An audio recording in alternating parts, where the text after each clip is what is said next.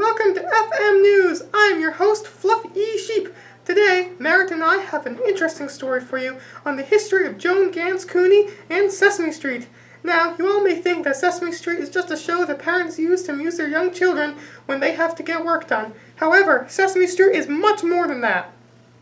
In fact, it, along with its creator, Joan Ganz Cooney, are revolutionary. In the mid-1900s, Joan Cooney realized that kids were able to recite from memory beer commercials that they had heard on TV. With this realization, she wrote a study on the idea that children might be able to learn helpful information through television.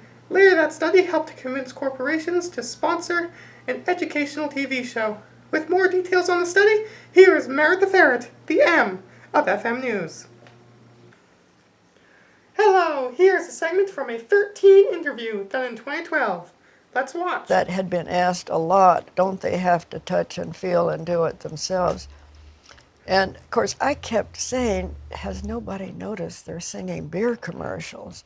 And these were 3, 4, and 5-year-olds. They weren't infants in a crib that we were going to aim for. So it was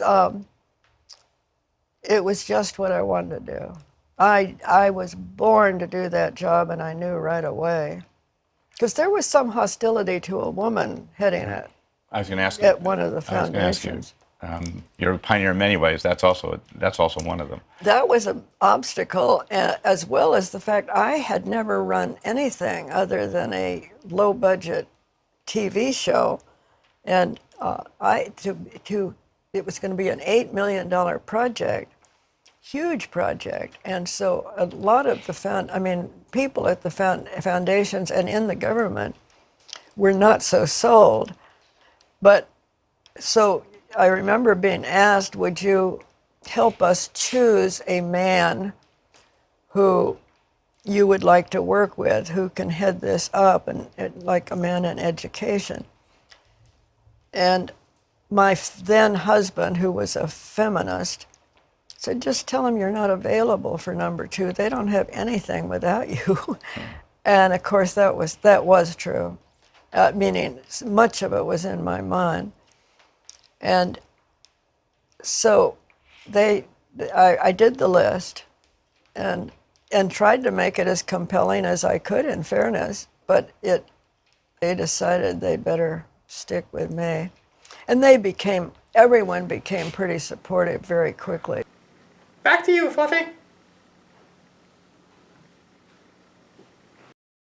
Now for some history. In 1966, Joan Cooney started to use television to help educate disadvantaged children. It is because of her that Sesame Street is now the single largest informal educator in the world, reaching some 100 million children and families in more than 140 countries. Now there are 195 countries in the world, so that's a big portion of this planet. She was born November 30th, 1929, in Phoenix, Arizona. She began her career as a reporter in Phoenix. Then, in the 1950s, she moved to New York to work as an NBC publicist. She helped to produce documentaries and even won an Emmy for a documentary called Poverty, Anti-Poverty, and the Poor. This was a documentary about the American government's war on poverty that took place in the 1960s. In the year 1966, she and Lloyd Morissette joined to produce a study, The Potential Uses of Television in Preschool Education. Their study gave such a great rationale behind the idea that television was both educational and entertaining, could be used to teach disadvantaged children, that the Carnegie Corporation was convinced to support part of the financial cost required to attempt their idea. In 1968, the Children's Television Workshop, later named Sesame Workshop in 2000, was established. Sesame Street debuted a year later and had an immediate and revolutionary impact on children's educational television. Now, I did not actually prepare a transition from that to the next segment, which would be something of Merritt's, because you gotta give him equal screen time. Part of the contract. Beyond Joan Ganz Cooney. Well, Miss Cooney did revolutionize children's learning through television. Her show, Sesame Street, is revolutionary as well. The show incorporates all kinds of people in order to teach children to be accepting of others. Diversity and inclusion is part of the skeleton of the show. Through a new Muppet, Julia, who was introduced in 2017, Sesame Street started to educate children about autism. Her character is part of Sesame's See Amazing in All Children project, where they are trying to promote the reality that everyone is special and unique, that everyone deserves to be accepted for who they are. Here's a clip of the Muppeteer who plays Julia discussing what her character means to her. Stacy Gordon is the puppeteer for Julia. Stacy, you have a personal connection to autism. Will you tell me a little bit about that? Yeah, my son is on the autism spectrum, but before I had him, I was a habilitator for kids with autism. Noise? The sirens are bothering you? My son hasn't had somebody on television that's represented him, especially in an extremely positive light, like they're doing with Julia. So for me, Julia is that representation that is important to our family. I think even adults who do not know about autism would be able to learn from Sesame Street. In the 23rd season of the show, a fluffy turquoise monster was introduced named Rosita. She had moved to the US from Mexico and was the first bilingual character on Sesame Street.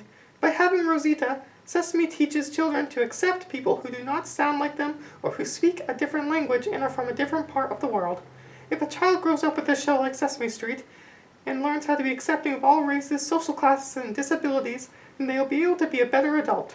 To incorporate acceptance of social classes, Sesame Street introduced in 2011 Lily, a Muppet who comes from a poor family. In 2018, she discussed on the show how her family lost their apartment and had been staying at friends' houses. Sesame Street found that there are around 2.5 million homeless children in the US, half are under the age of 6. They wanted to show those children that they are not alone. Even back to the beginning of the show, Bert and Ernie were created because they can teach preschoolers that they can be friends with people who are very different from themselves. Just looking at the puppets, one can tell they are different. Bert has vertical stripes and Ernie has horizontal ones. I do not think that one has to risk their life to be a revolutionary. Joan Ganz Cooney affected millions of lives through her show Sesame Street, yet her life was not at risk. Joan Ganz Cooney is revolutionary because she brought an in-depth learning curriculum to television so that disadvantaged children could still learn and have a better chance of success. In other words, she fought against the education barrier between privileged and underprivileged children. Her idea is still being used today. Due to the pandemic, virtual learning has become the way every student in America has to learn. However, for disadvantaged students, there is not always internet access. According to ABC News, teachers are starting to make lesson videos and broadcasting them on television. Cooney's idea of using television to educate underprivileged children is coming in handy with this pandemic. In short, Sesame Street is much more than a simple televised puppet show. It is a revolutionary idea that greatly changed television by introducing the idea of curriculum learning through the television. Thank you for watching this broadcast of FM News. The single largest oh boy, okay. I should probably read this first once through out loud before I actually start to film.